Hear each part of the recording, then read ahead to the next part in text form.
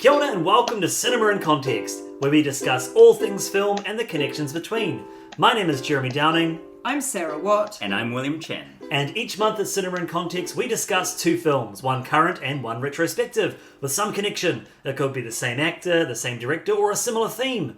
However, in true Cinema in Context February/March form, we are changing up the script a bit and we're going to focus on the Oscars, the Academy Awards. And like last year, we're going to be doing a bit of a debrief of the ceremony that happened a week ago. Well, for us recording, it's probably a few weeks ago by the time this is posted, and talk about some of the surprises, some of the non-surprises, and maybe some of the other missed opportunities and great things that happened on that night. But before we do that, I'm keen to kind of hear from each of us around how we went into this Oscar ceremony, how we were feeling about the Oscars. So, Sarah, do you want to start us off? What were your thoughts about how things were going to pan out? Or So this year I became increasingly disillusioned fairly swiftly after the Golden Globes and then after the BAFTAs. Particularly after the BAFTAs, when 1917 took home, 7 of the awards. And I thought, good Lord, if the Oscars just repeats that, then it's going to be the dullest thing ever. Not quite maybe as egregious as Green Book winning Best Picture, but kind of as annoying in a different sort of way. Now, I should say for context, there have been years in my life when I was not a school teacher, when I was able to take Monday afternoons, which is when it screens New Zealand time, take Monday afternoons off, sit down and watch the Oscars. And again, increasingly over the years, the ceremonies have been kind of a letdown. For the last 6 years, haven't been able to do it. This year, not a teacher, could, but thought, is it going to be a waste of my time? I'm just going to leave that hanging there. So, William, over to you. I was kind of apprehensive going to these Academy Awards. I think like most people, the awards used to hold a very dear place in my heart. I was really excited about, what film will take the top film honors of the year. Just seems like, especially post Green Book, which, to be honest, it's not a bad movie. It's just a very undeserving one. Yeah. I was fully going into it thinking that, Parasite deserves the win, but they're not going to give it Parasite. Yeah. It's going to be 1917 or Joker. Maybe Once Upon a Time. I think I was telling you, Jeremy, my gut was saying Once Upon a Time. And of course, teaching and everything, I couldn't watch the ceremony. And it was that afternoon when I was going through the winners list where, things happened these Oscars. Yeah.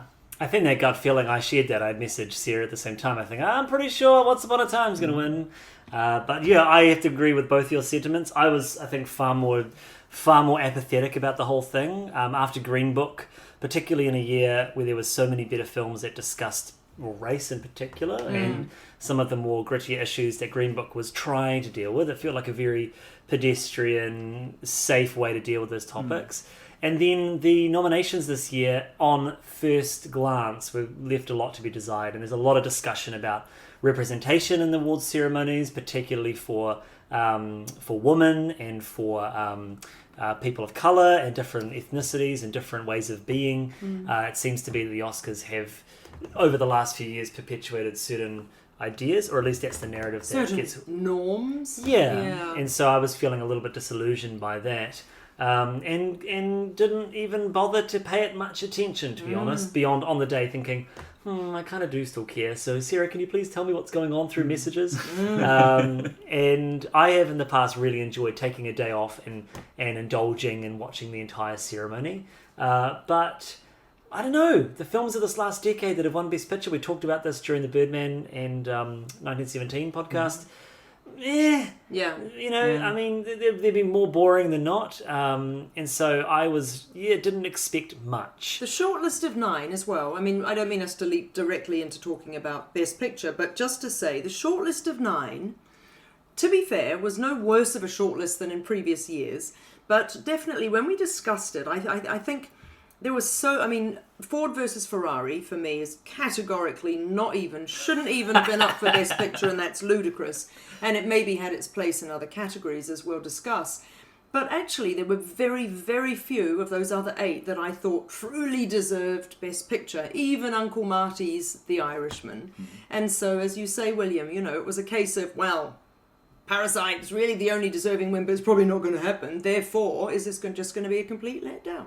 It was okay. Well, let's jump in because Parasite was the biggest oh my gosh moment of the night, even though it had won Best Director as well, which I was pretty stoked about. Happening. It was good. And Best Screenplay. So he first off won Best Original Screenplay.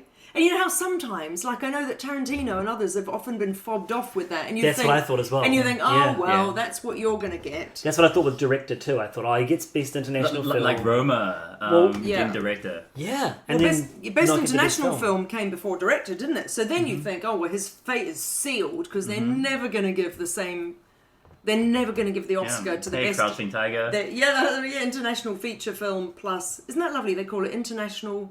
feature film now. That's a new thing. Best thing. And when he accepted his award for that, he said it is such an honour to receive this award on the inaugural sort of renaming of it. He obviously thought, well, that's it. I can go and get drunk after this pretty swiftly. That was his joke, right? Absolutely. Every subsequent award, he says, I'm going to have to get drunker. And then by the fourth award, I think he was probably scraping the barrel with how far he could push that joke. But yes, you're right. It felt then... Director was like, you're getting all the other ones. Yeah. So what an extraordinary outcome. It was just brilliant. I mean, it was our film of the year. It's the closest we've ever come to consensus on film of the year. And I haven't had my film of the year, win Best Picture since sort of 2003 with Lord of the Rings, which even then, I can't even remember if that actually was my film of the year. I'm sure it was. But yeah. Talking about Roma, that's interesting. I think the whole Netflix debate is an interesting space here. Oh, yeah. Because you've got Irishman as well, which I still haven't seen that film. And Marriage Story was presumably a Netflix picture. Yeah. Yeah, and it seems to be that they are getting shut out, even though they are getting the nominations. It's like people just can't bring themselves to, in that institution, to vote for a Netflix film. It's really, I think the Academy, there's still some sort of deep-seated distrust of streaming services. For me, it was Klaus. It was always Klaus. Talked about the movie before. I've watched it since, and it's beautiful. It's fully deserving of the Best Animated Picture. It swept the Annie. Did you guys see this? So the Annie Awards, which are the top honors for animation, Klaus just swept. And yet they gave it to Toy Story 4, which is it was one of my favorite movies, but. Do you think that was partly a legacy sort of thing? Well, no, I think it was a Netflix thing. I really do. Right. Because Klaus ended up being fully funded by Netflix. Right. Yeah. Or it's potentially a non-entity thing, in that the general voting academy would have seen Toy Story 4 because it would have taken, children and grandchildren to the film, whereas Klaus maybe didn't have the same marketing budget. So people just by virtue of knowing about the film would vote for it more readily. Within the group that I went and watched it, so I did take the afternoon off and go watch it at the RSA in Grey Lynn. Oh, sweet. Bless them, they turned the sport off and put the movies on for the sake of flicks.co.nz and a bunch of filmy people. And people there weren't surprised about Toy Story 4, even though I was, because I was rooting for Klaus because of what you'd said, William. And they were sort of the view that it's a beloved film. I mean, it's a great film. You'd said it was a great film anyway, but a beloved... What's it called if there's four of them? Quadrilogy. Yeah. Is it a thing? I feel like there was an alien marketing ploy of their DVDs and they came out. Quadrilogy. So to some extent, not entirely undeserved, but it's interesting though. From what you guys both just said, are you implying that Marriage Story and The Irishman couldn't possibly have won Best Picture because of Netflix? Because I don't think either of them should have won Best Picture because they weren't Best Pictures. I think that Roma missed out on Best Picture because of Netflix. And that was the first year mainly, wasn't it? Like Roma was, in my opinion, is the Best Picture of last year. I agree, absolutely. It was it was definitely worthy. If it had won, I wouldn't have been upset about that at all. If it had won, it would have been the first non-English speaking Best Picture film. But That's of course, right. now Parasite has taken the honour. Yes, maybe it's that's taken right. a bit of time to kind of come around. Yeah. May I just speak, Jeremy, to the fact that you did rightly mention that Oscars so white again this year in terms of the nominations and that sort of thing. One thing that was really notable, though, right from the opening bars of the opening ceremony or whatever it's called, the opening number with Janelle Monáe, a woman of colour, bursting out into the set for It's a Lovely Day in the Neighbourhood, and then all of a sudden a song and dance number that was predominantly diverse people, non-white straight men, So I thought, oh well, this is fantastic. It's admirable. And then I feel as though in terms of the presenters particularly, I mean, Josh Gad seems to me about, he's the only sort of white male I can remember, because you had so many other more diverse people, women, people of colour, blah, blah, blah. I'm sorry to keep using that phraseology. It sounds a bit silly, but you know what I mean. So it felt as though the Academy was making a real effort to show diversity on the stage, even if unfortunately it wasn't in terms of the nominations or nominees. So yeah. What films do you think could have been represented in the nominations that would have perhaps better represented what was out there? I mean, I would. This is going to sound really, really off, but I would have completely put The Nightingale on Best Picture. But of course, it's never going to be Best Picture. It's not going to be nominated. I mean, it's a rape revenge story set in Tasmania. But it's such a powerful picture from Jennifer Kent, who's done great stuff. So that would have been my pick. But again, very, very, unrealistic for that one. And what, I haven't seen the Little Women film. You haven't seen Little Women yet? No. Do you think Greta Gerwig deserved to be recognised as the best director?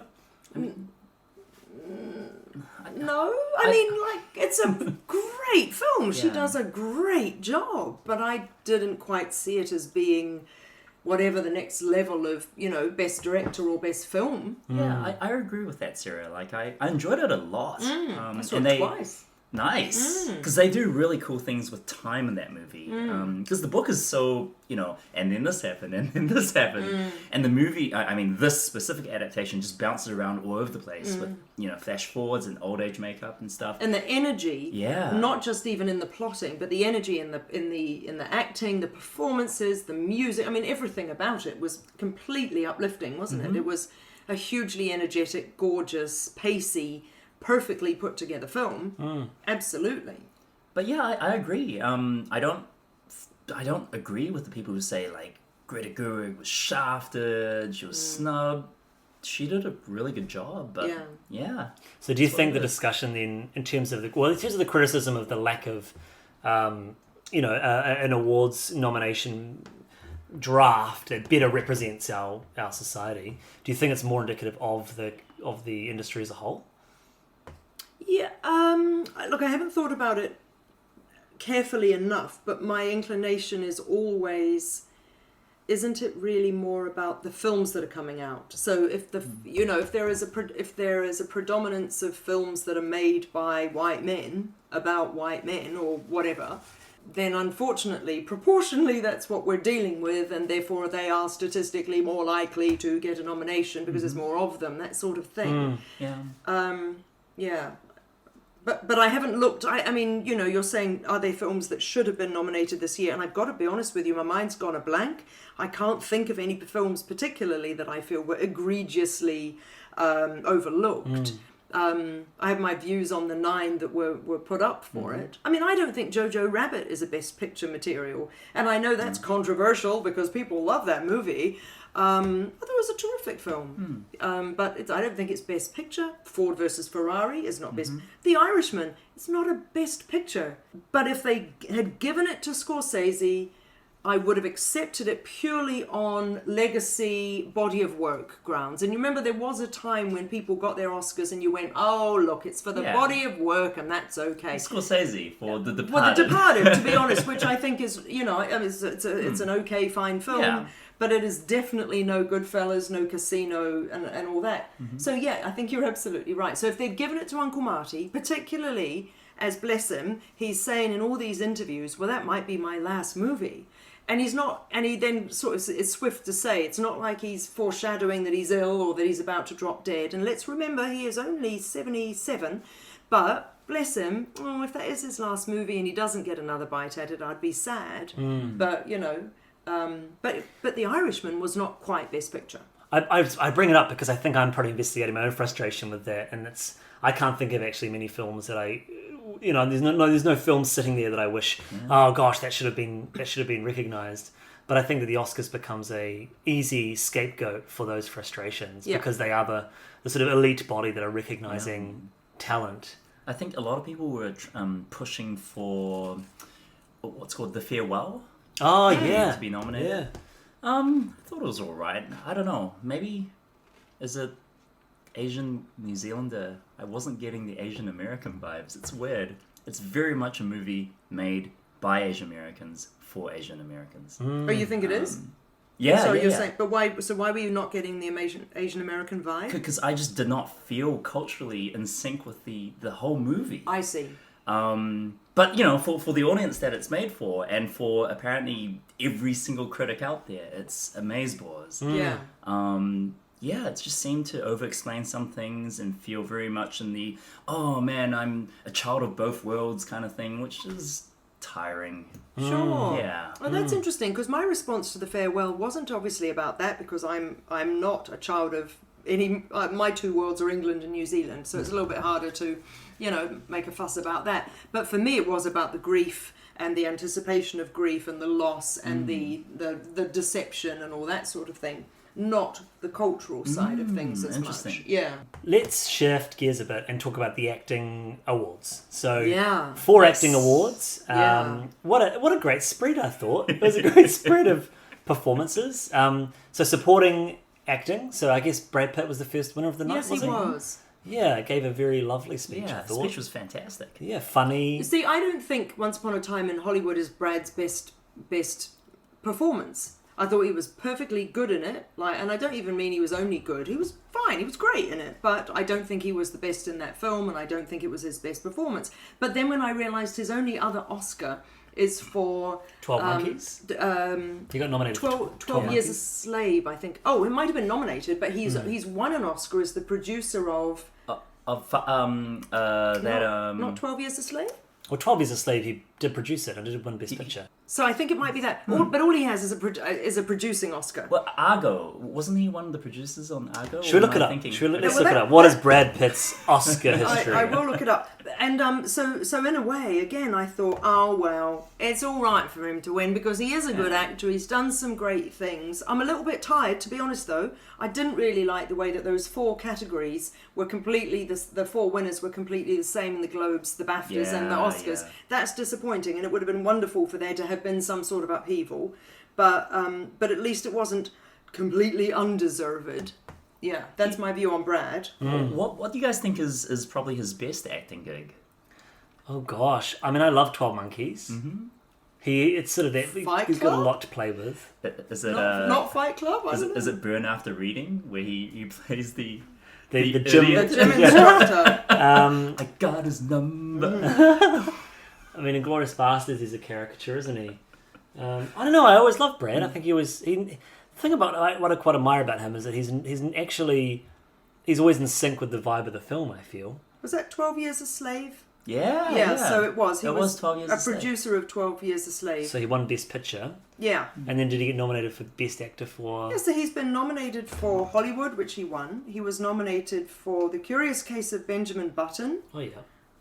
12 Monkeys, Moneyball. Moneyball, and he was also nominated as Best Actor in Moneyball. I'm glad he didn't get that. And also in The Big Short. I'm glad he didn't get that. So he's been nominated for a whole lot of things that I'm not that impressed with at all. So that's Brad. Yeah, Laura Dern, Marriage Story, which I still haven't seen. Yeah, neither. Oh, she's amazing. It's wonderful. She's amazing in it. I love Laura Dern. And were it not for the fact that it was like, it's you again. Yeah, she's awesome in Little Woman. Yeah, she's awesome in Little Woman. But to be fair, the women that she was up against, none of them deserved it more than she did. So, she was great in it. So, oh my gosh, you've got to see Marriage Story if you haven't seen it already. Holy mackerel. I think there's Marriage Story. I've got to see Little Woman, and of course, Best Actress, which was Judy. I haven't seen that film yet either. Oh, and she's marvellous in it. I think her speeches are inexorable. Yeah, oh my gosh. All of them I find so cringy. And, I mean, at least she was desperately earnest at the Oscars. She was very earnest, quite sweet. Whereas I think it was the Globes and she rambled on and I was just like, oh dear. But then they're not doing it for my entertainment, are they? They're earning their reward, and fair enough too. But she's absolutely marvellous in that Judy film as Judy Garland. She's stunning. Was it you saying to me, Sarah, that you felt the speeches were very punchy and that they had clearly been briefed on? Oh no, I didn't say that. But they were super short. They were given 45 seconds or something. Yeah, I think it's good, really. I mean, get your point across in 45 seconds and then get off the stage. And they all managed to. And I think Joaquin went on a little longer, but then he was winning best actor, and he was serious, and that was really good, actually. And who else was it? Who's best? Yeah, that's it. That's the four. Joaquin. Yeah. So Joaquin took it out. So has he won an Academy Award before? Now, very good question, Jeremy. Thanks for asking. I thought that he had won as Walk the Line, but in actual fact, no. So this is Joaquin's first win out of 4 nominations, and I think he is marvelous in everything that he does, to be honest. And I think he was marvelous as Joker. So I have no issue with his having won that at all. So so this is his first Oscar, so very well deserved. He was nominated for Gladiator, would you believe? Walk the Line and The Master. Oh yes, The Master's a great role for him. But remember, Gladiator was a year when lots of people were being nominated for Gladiator. It's not undeserving. I thought he was terrific in it, but that was 2000. That was his first nomination. Walk the Line makes a lot of sense because he was playing, a real person, but also somebody with a lot of issues, which he's very good at. And then The Master, so playing an imaginary person with a whole lot of issues, which he's also very good at. So, really marvellous. And of course, the Joker is now the role to lose the award to, because Heath Ledger posthumously. Yeah. I can't say it. Posthumously. Yes, he did. He won. He won it for the Joker and the Dark Knight. That's right. That was very moving. So personally, I'm happy with the acting awards. Yeah. You all happy with them? Yeah, absolutely. Yeah. We give those a tick, move on. A tick. William, what should we focus on next? I mean, let's talk 1917, because I think that was the big favourite going in, right? And it did win quite a few things. I mean, cinematography, Roger Deakins, just wholly deserved. Yeah, totally. Man. And not only was he deserved for that film, but absolutely as a legacy award for the amount of work that he's done. Because he last won for, is it Sicario? Or no. What was the movie that he finally won for? It was Blade Runner. Okay. Did he win for that? He won for 2049. Oh, so he already won one. Yeah, but before he had been nominated something like 11 times and not won anything. Blade Runner 2049. So hopefully this is the opening of the dam, and he just keeps winning because he deserves it. And he's an old guy, right? He's relatively old. I think this was completely well deserved because I mean, if you're going to give it to anybody, I don't know how much you've been watching or reading up on the way that 1917 was constructed, but I mean, it is a feat. Of cinematic brilliance, the way that it was constructed, and he was instrumental in that. So I think absolutely deserved. I'm so glad that it did not win anything narrative based, because I just feel like, it just was so languid. And we talked about it on our podcast about 1917, but it just, the cinematography was beautiful. Technically, it was fantastic, but my gosh. I was a little bit sad that best score went to Joker. I think the Joker score is awesome. That's the first time a woman's been nominated as best composer, and she won. Yes. Wow. I think for me it was just I remember so vividly 1970s score. I remember, we talked about this. Newman, is it? Or? Thomas Newman. Thomas Newman. And it's just it's familiar without being tropey. It's the glue that ties everything together. Yeah. Whereas Joker is the exact opposite of that. It's atonal, it's atmospheric. But it's very it's cleverly super good. done. It's super good. It's really good. Yeah. I was just a little like. I mean, it's not as fun. It's not as nice. No, not as nice. There we go. It's not as nice. I mean, the Joker overall is just not as. But I think that's right. But I think as a feat of composition, I think it was genius and it worked. And I am stoked that this wonderful is she Icelandic or Greenlandic? Is that the term? Greenlandic? It's not. It's great. But it can be now. Or Greenlandian. No, I'm not sure. I think she may be Icelandic, and if I'm wrong, listeners, please write in and tell us. But I think it was absolutely marvellous. I thought her speech was beautiful as well, saying to women out there, we are the storytellers, we have stories in us, and you need to, when you hear that music inside you, you need to let it out and all that, which I thought was lovely. Well, just to say about Roger Deakins, holy mackerel. So yeah, he won for 1917 and Blade Runner 49. Good Lord, he'd been nominated for Fargo, Kundun, The Reader, Oh Brother, Where Art Thou, Assassination of Jesse James by the Coward Robert Ford, my favourite film title ever, No Country for Old Men, The Shawshank Redemption, Are You Still With Me? The Man Who Wasn't There, True Grit, Skyfall, Prisoners, Unbroken, Sicario. Wow. So, you know. Just some small films. That's right. No major cinematographic. So he's deserving no matter feats. what. And I think he, kind of going back to animation, because I love that stuff, he's consulted on so many animated movies as well. And Deakins. you can see his fingerprints on Rango, on the How to Train Your Dragon series. And every time Deakins, every time his name is there, it's like, okay, so there's going to be beautiful lighting, there's going to be crazy camera, it's just going to be great. He's such an amazing storyteller, just visually. Yeah, I mean, I just think back to Blade Runner 2049 as being actually one of the most impressive things visually I've seen in a long time. I mean, there's been some great films over the last 10 years, but wow, he really nailed that whole world. And he's 70, and so he's got more films in him. Yeah. But it is lovely that he always works 70. with the Coens, Sam Mendes, and Denis Villeneuve. So it's nice, isn't it, when you've got a regular collaborator? Because he did Arrival as well, right? Yeah.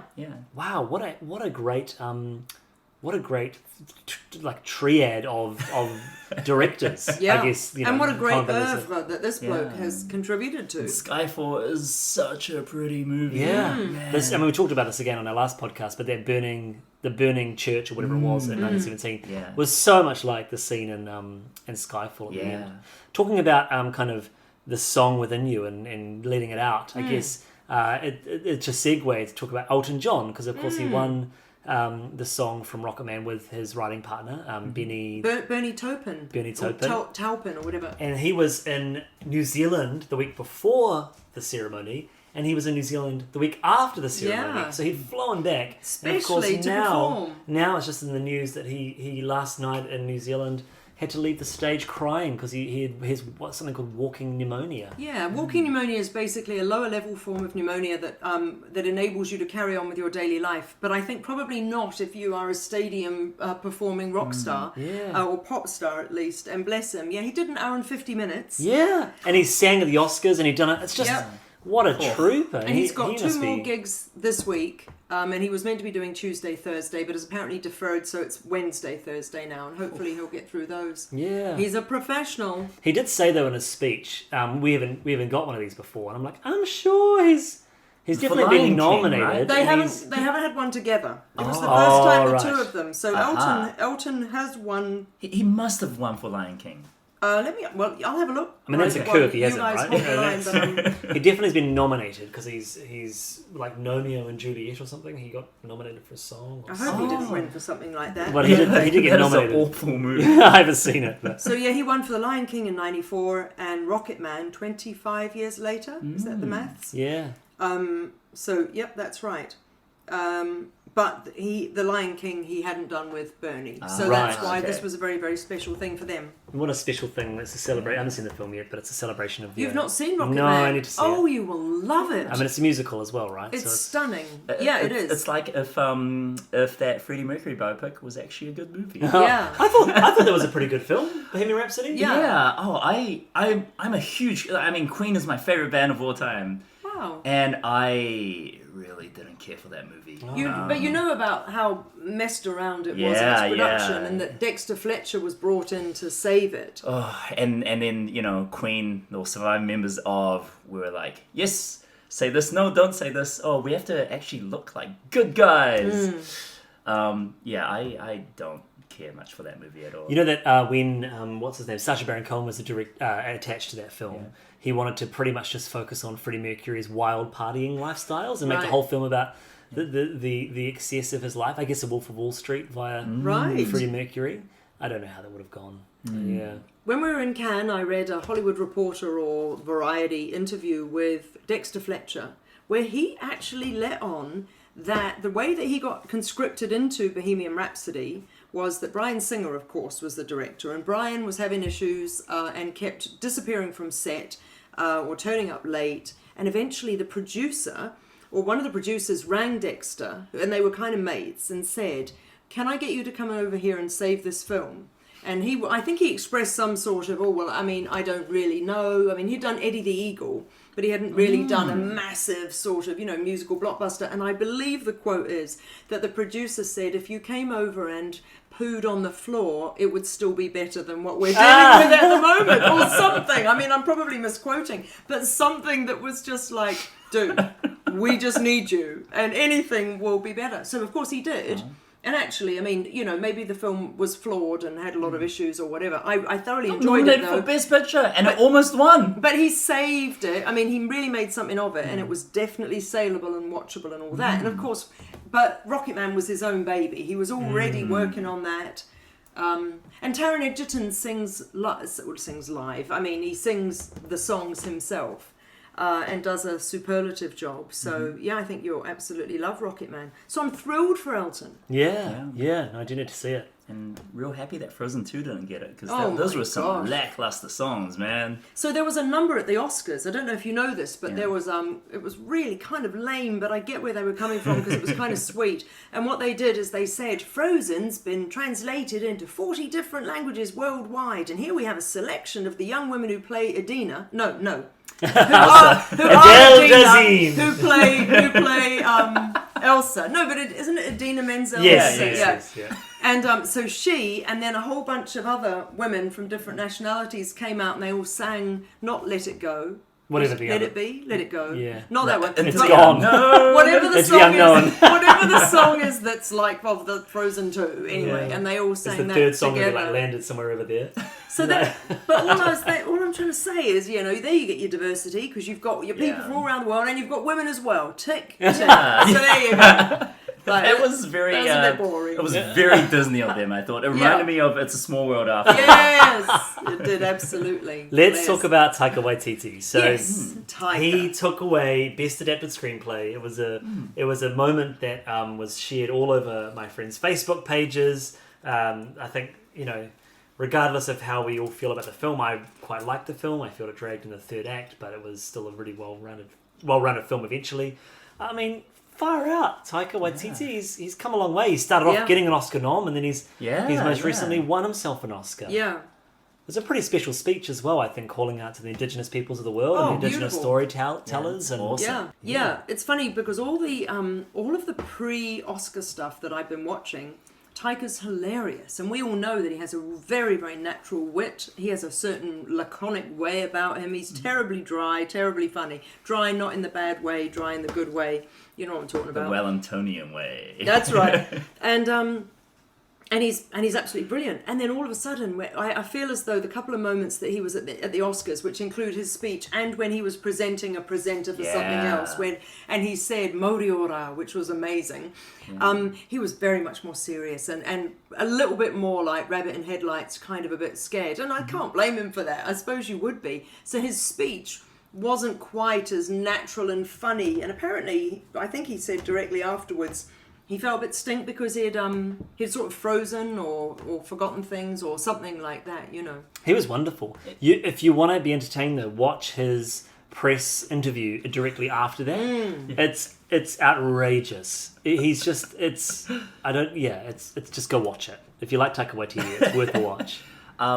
Just him giving the shout out to the stolen land that the Oscars were being held on. That was. Did he? Yeah. Did he do that in his? He didn't do that in his speech. No. It was when he a was proper presenting. official thing. He said the Academy would like to acknowledge that we are on the lands of, and he named 3 tribes. Yeah. Wow. Yeah, Just and like I amazing. don't think that's ever happened in Oscars. No. Well, there was the moment where Marlon Brando won best actor, and he had a representative of one of the First Nations go up and make a speech about, but it was to do with something that was being protested somewhere else. Yeah. Mm-hmm. But that's significant. I'm gonna have to go try and find that. That's really significant, and how lovely that they picked an Indigenous filmmaker to do that. When he got his BAFTA speech, he was quite funny, and he said, "Thank you for this gold. I know you guys have had a tough week, England." Because it was just as Brexit had come into force. And he said, "Thanks for this gold. I'm going to take it home to where it belongs," sort of thing. I thought, that'd be about about right, actually, if you consider, Southland and Australia as well. So I've since the Oscars, I've gone back to rewatch a lot of Taika Waititi stuff, like Two Cars One Night, which is still so good. But also some of his old 48 Hours filmmaker, like his shorts.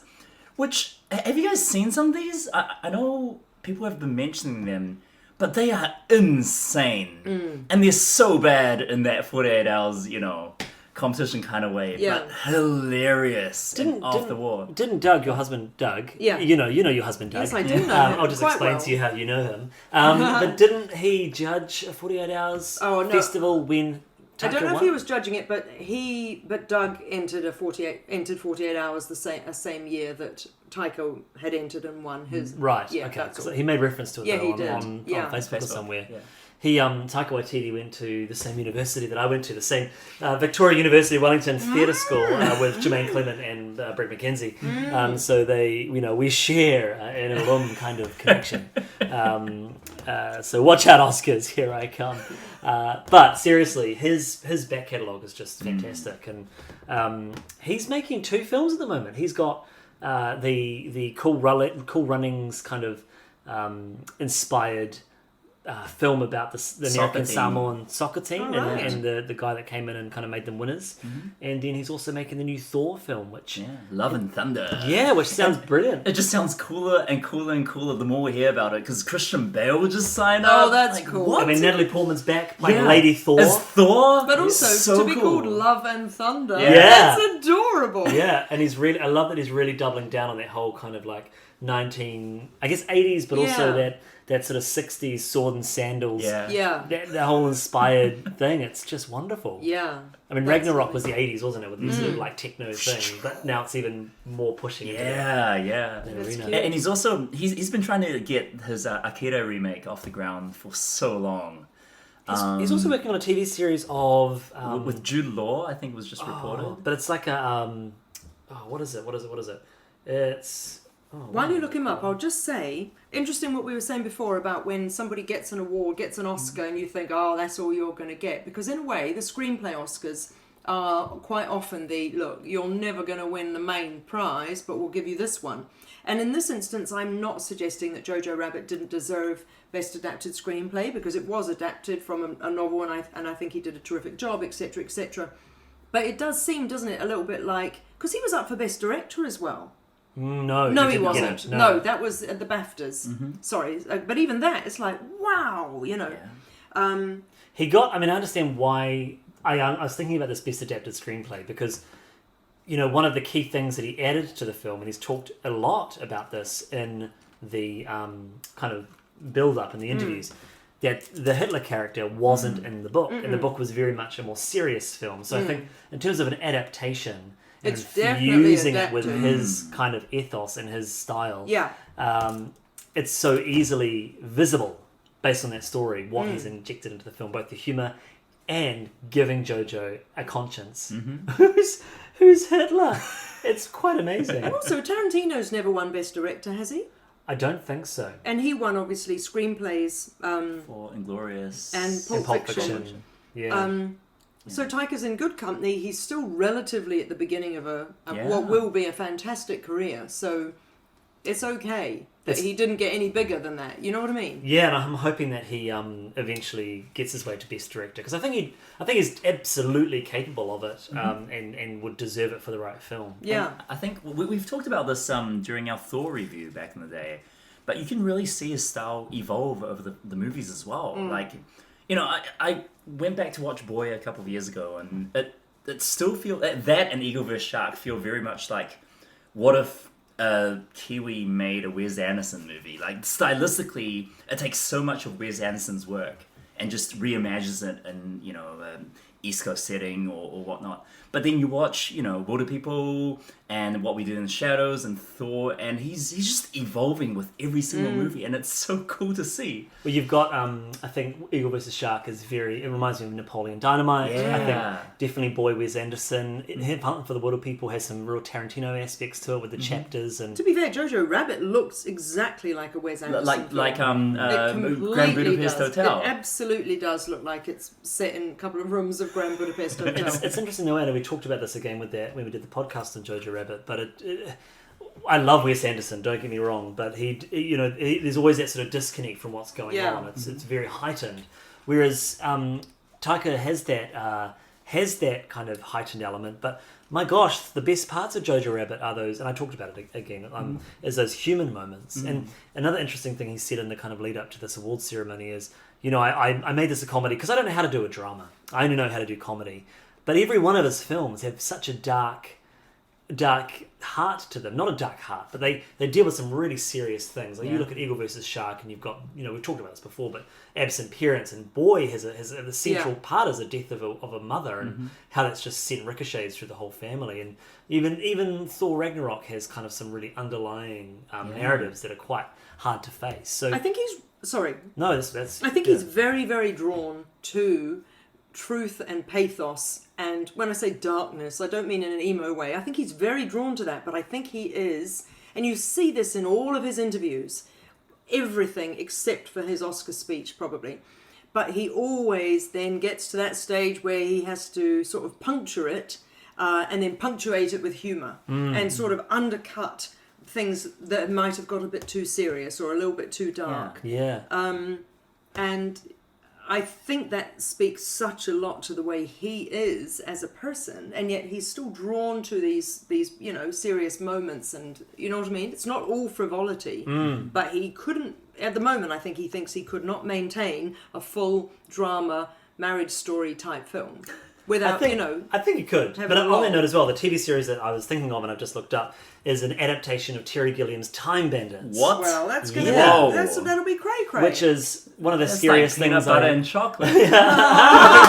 Whoa! But it's like, that was one of the scariest films I saw as a child. There's imagery in there, like when the dwarves or the little people get to like the glass wall on the beach and then they break it, and there's like this scary tower behind it. It's still one of the most terrifying things. Even as an adult, when I look at that, I'm like, that's so scary. What a scary. Was it meant to be scary to adults, or was it mainly scary to you because you were a child? Probably because I was a child. Yeah. But it's pretty. I saw it in my late 20s, and it was still pretty scary. Yeah, Terry Gilliam, man. Just uncomfortable. So it'll be interesting then how he handles the possibilities of that. But I mean, the minute you say Terry Gilliam, it's like, well, yeah, free reign to Taika to But he's also in that movie that's coming out with Ryan Reynolds, right? Yeah. What, acting? Yeah. Oh, what? They play like video game characters who suddenly realize they have free will. Oh, that's fun. Yeah. Who's directing that? I do not know, but it's our favorite comedic duo from Green Lantern. Yeah. Back again. Have you seen his interviews with the cast of that film, and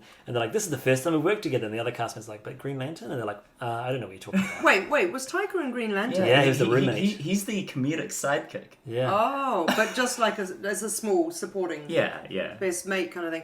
It feels like an Alexander Payne film waiting to happen, doesn't it? So I'll look it up and you guys chat. Well, while you're looking it up, I guess we've got time for any last minute commentary about the Oscars. Are there any other categories that we feel we want to bring up or mention? I mean, Sarah, you bring up Ford v Ferrari, and we've talked about this somewhat.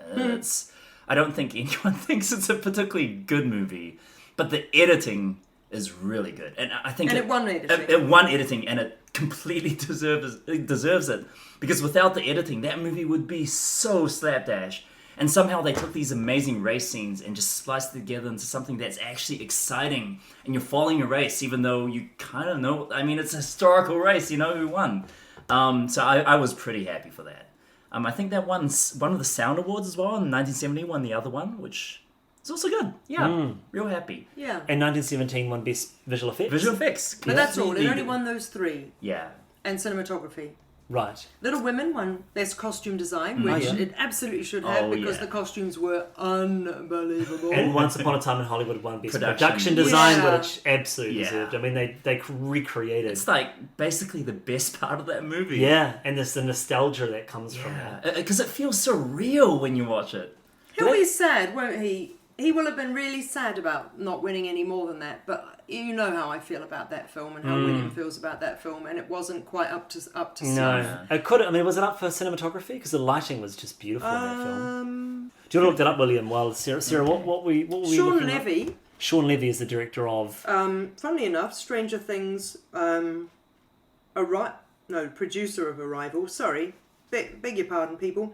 But anyway, he's the director of the Taika and Ryan Reynolds right. film. Yeah. He's done a bunch of comedies. So, yeah. Sorry about that, people.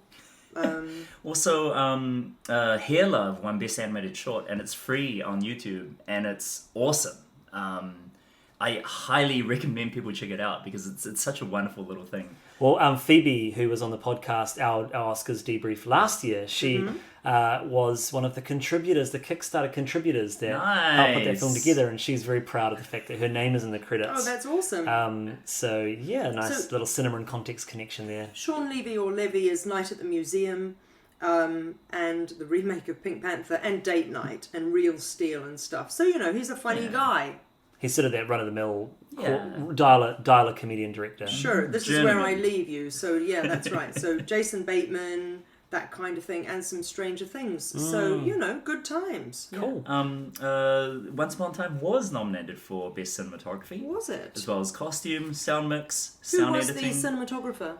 Robert Richardson. Oh, yeah. Who he always works with. I mean, There's another old dude who's done a lot of stuff. It deserved it. It was beautifully shot, that film. I mean, the issues with Once Upon a Time are in the direction, not in terms of what's happening in the scene, but in terms of the overall arc. Yeah. And the editing, I don't know if I'd criticize the editing in the sense that the editing of the scenes themselves I thought were wonderful. It was just the overall culling of stuff, which again I think is in the hands of the director and the producer. I don't think that is the editor's. Yeah, the editor does good stuff, especially with the... I was thinking back of the scene where, you have everyone driving their cars and the radio kind of... Sometimes they share the same station and sometimes they don't. And it's kind of this weird use of sound to tie together very, very disparate scenes. And it's awesome. But isn't that sound editing, not editing? No, I think it's the way the shots are put together. And the whole ranch sequence is really impressive. I just think that the person who was talking to the editor maybe needed to have some pushback on their... the person who was talking to the editor was Quentin. Yeah. And he's saying, I like this, and I want it in. And the guy's like, yeah, all right, I'll do what you want to. Yeah, so I think that guy. Yeah. Yeah. Restraint. Well, thank you for listening to another episode of Cinema in Context. If you enjoyed our podcast, then please share it with your cinema-loving friends. You can find Cinema in Context on Apple Podcasts, SoundCloud, Stitcher, and Radio Public. You can follow us on Facebook, Twitter, YouTube, and I've forgotten one, Instagram, which are great places to let us know what you think of this episode or give us suggestions for future films to discuss and compare. Look out for our next episode in a month's time, and until then, ka kite anō!